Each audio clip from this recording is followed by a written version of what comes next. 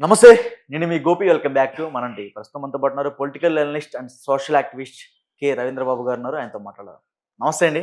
నమస్తే గోపి. సో గత 3 రోజుల నుంచి అంటే గత 5 నెలల క్రితమే జరిగింది స్టోరీస్ మొత్తం. ఈ లావణ్య, రాజ్ తరుణ్, మస్తాన్ సాయి, శేఖర్ భాష వీళ్ళందరూ కూడా.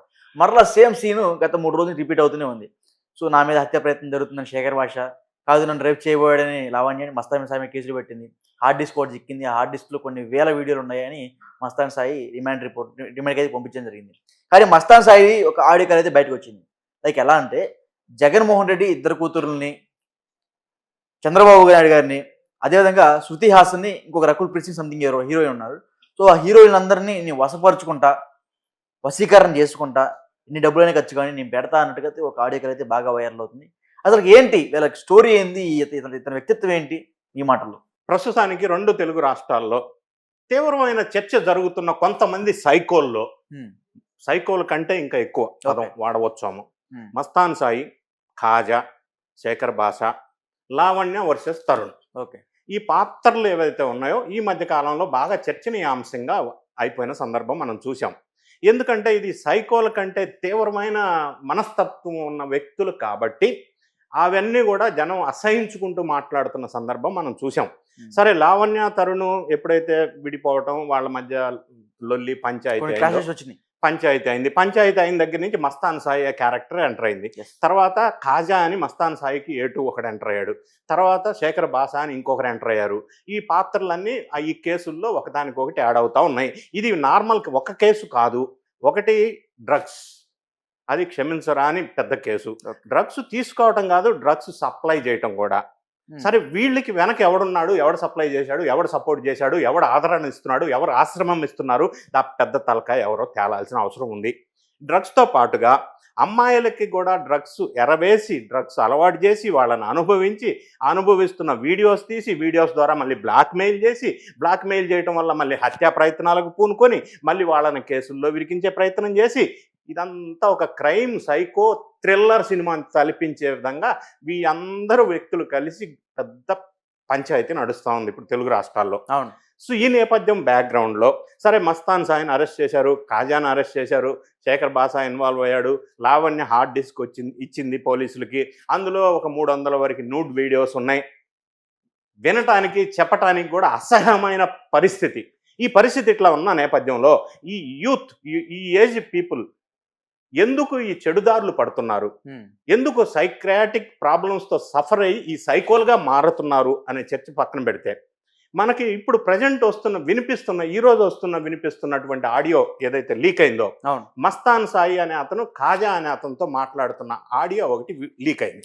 సో అందులో వాళ్ళిద్దరు డిస్కషన్ ఇందాక మీరు ప్రస్తావించినట్టుగా కొంతమంది వ్యక్తుల్ని వశీకరణ చేయాలి అనే చర్చ వాళ్ళిద్దరి మధ్య జరిగింది లీక్ అయిన వీడియోలో. అవును.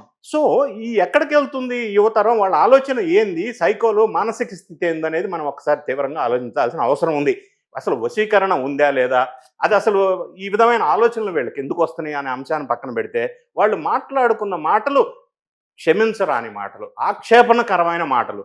వాళ్ళ మాటల్లో ఏం ప్రస్తావన వచ్చింది, చంద్రబాబు నాయుడు గారిని వశీకరణ చేయాలి, జగన్ రెడ్డి గారు వాళ్ళిద్దరు పిల్లల్ని వశీకరణ చేయాలా, కమల్ హాసన్ కూతుర్ని వశీకరణ చేయాలా, ఇంకొక సినిమా ఆర్టిస్టు హీరోయిన్ని ఎవరన్నా వశీకరణ చేయాలా, ఇదంతా ఏదో ఆడియోలో వినిపిస్తా ఉంది, మనం విన్నాం. ఇటువంటి ఆలోచన విధానం ఈ సైకోలకి, ఈ క్రిమినల్కి, ఈ బ్లాక్మెయిల్ చేసే వాళ్ళకి, ఈ డ్రగ్ అడిక్ట్స్కి ఆలోచన రావటం, అసలు దీన్ని ఈ కేసు పోలీసు వాళ్ళు ఇన్వెస్టిగేట్ థరోగా చేయాలా, ఇంట్రాగేషన్ చేయాలా, వీళ్ళు బాధితులు ఎవరున్నారో, అసలు వీళ్ళ వెనక ఎవరున్నారో, అసలు కథ ఏంది, కార్ఖాన ఏంది బయటికి తీయాలి.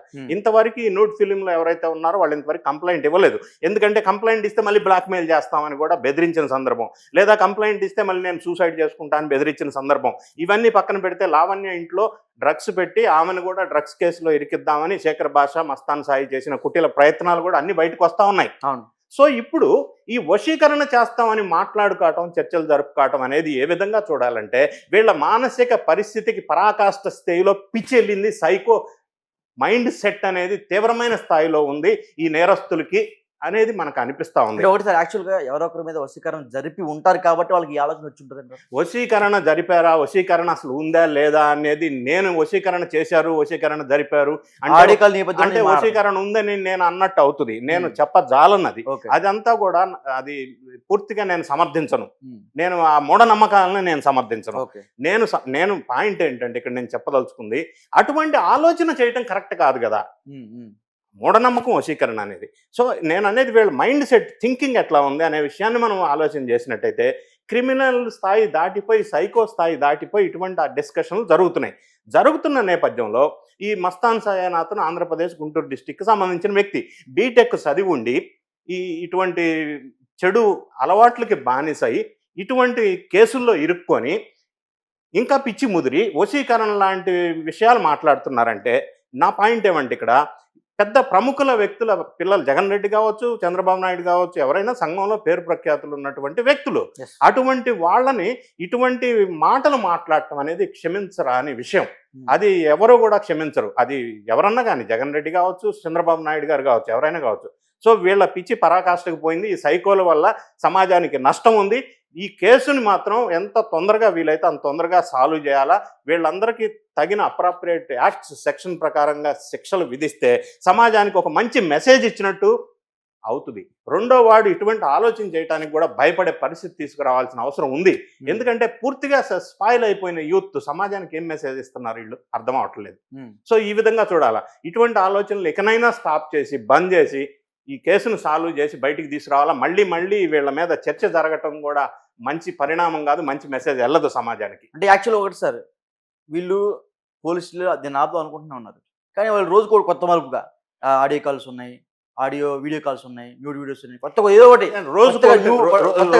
ఇప్పుడు ఇవన్నిటికి బయటికి రావడానికి లావణ్య హార్డ్ డిస్క్ తీసుకొచ్చేవడం వల్ల ఈ కేసు బయటకు వచ్చింది. రెండోది, వీళ్ళు చెప్తున్న ఇంకొక అభియోగం ఏంది లావణ్య మీద, ఆమె మీద ఇప్పటికి 18 FIRలు ఉన్నాయి. ఆమె పోలీస్ డిపార్ట్మెంట్ని కూడా కొంతమంది వ్యక్తులు చేసుకుంటుంది, మేనేజ్ చేసి హ్యాండిల్ చేసి లోపరుచుకొని రకరకాల ప్లే చేస్తుంది అనేది కూడా ఒక అభియోగం వీళ్ళు చేస్తూ ఉన్నారు. ఏదేమైనా ఇప్పుడు మనం ప్రస్తావించిన వ్యక్తులంతా కూడా ఈ సైకో నేరస్తు మనస్తత్వం ఉన్న వ్యక్తులు. వీళ్ళు మళ్ళీ ఫర్దర్గా ఇది రోజుకు ఒక ఎపిసోడ్గా టర్న్ అవ్వకుండా ఇంతటితో దీన్ని క్లియర్ చేసేసి సాల్వ్ చేసేసుకొని ఇంకా డైలీ చర్చనీయాంశం కాకుండా ఉంటే మంచిది. ఎందుకంటే దీనివల్ల ఎవరికి ఉపయోగం లేని అంశం. వేరే రకంగా మెసేజ్ కూడా వెళ్తుంది దీన్ని చర్చలు డైలీ పెట్టడం వల్ల. వీళ్ళకి తగిన శాస్తి జరగాల్సిన అవసరం ఉంది. ఓకే, ఇదైతే ఈ న్యూడ్ వీడియోస్ అడ్డం పెట్టుకుని లావణ్య బ్లాక్మెయిల్ చేస్తూ డబ్బు సంపాదిస్తుందని ఒక ఆరోపణ శేఖర్ భాష చేయడం జరిగింది. దానికి ఏమంటారు? అదే ఇప్పుడు శేఖర్ భాష మీద లావణ్య చేస్తుంది, లావణ్య మీద శేఖర్ భాష చేస్తున్నాడు, మస్తాన్ సాయి లావణ్య మీద చేస్తుంది, లావణ్య మస్తాన్ సాయి మీద చేస్తుంది. మొత్తం మీద నేనేమంటున్నా అంటే ఈ బ్యాచ్ మొత్తానికి ఇటువంటి ఇబ్బందులు చాలా కార్యక్రమాలు అందరూ పార్ట్నర్షిప్తోనే చేశారు. ఈ బ్యాచ్ అంతా పార్ట్నర్షిప్తో కలిపి చేశారు. వీడి వెనక అసలు ఇంకొకరు ఎవరన్నా ఉండవచ్చు, వీళ్ళు మాత్రమే ఉన్నారని మనం అనటంలా. ఆ వెనకున్న పెద్ద మనిషి ఎవడు, సపోర్ట్ చేస్తున్నాడు ఎవడు. అసలు డ్రగ్స్ విషయం చిన్న విషయం కాదు కదా. అసలు వాళ్ళకి ఎవరికి సప్లై చేస్తున్నారు అది నేను అనేది. సప్లై చేసిన వ్యక్తి చిన్న వ్యక్తి కాదు. ఇప్పుడు ఈ మధ్య కాలంలో వరలక్ష్మి టిఫిన్ సెంటర్ ప్రభాకర్ రెడ్డికి నిఖిల్కి మధ్య జరిగిన సంభాషణ బయటకు వచ్చింది. హీరో నిఖిల్కి ఇంకొక అమ్మాయికి ఉన్న సంబంధం బయటికి తీస్తున్నారు. దీనివల్ల ఏమవుతుందంటే సమాజంలో ఎంతో కొంత స్థిరపడి మంచి స్థానం తెచ్చుకున్న ప్రముఖ వ్యక్తులు ఇజ్జత్ ఖరాబ్ చేసే అంశంగా కూడా కొంత దారి తీస్తూ ఉంది. సో ఇంకా దాన్ని స్ప్రెడ్ చేయకుండా ఈ డిసీజ్ని ఇంతవరకు కొద్దిగా సాల్వ్ చేసుకొని మళ్ళీ ముందుకు ఇటువంటి ఇంకా ఇన్వాల్వ్ అయ్యి డైలీ చర్చనీయాంశం కాకూడదు అనేది నా ఉద్దేశం. ఓకే రైట్, థ్యాంక్ యూ అండి. Thank you.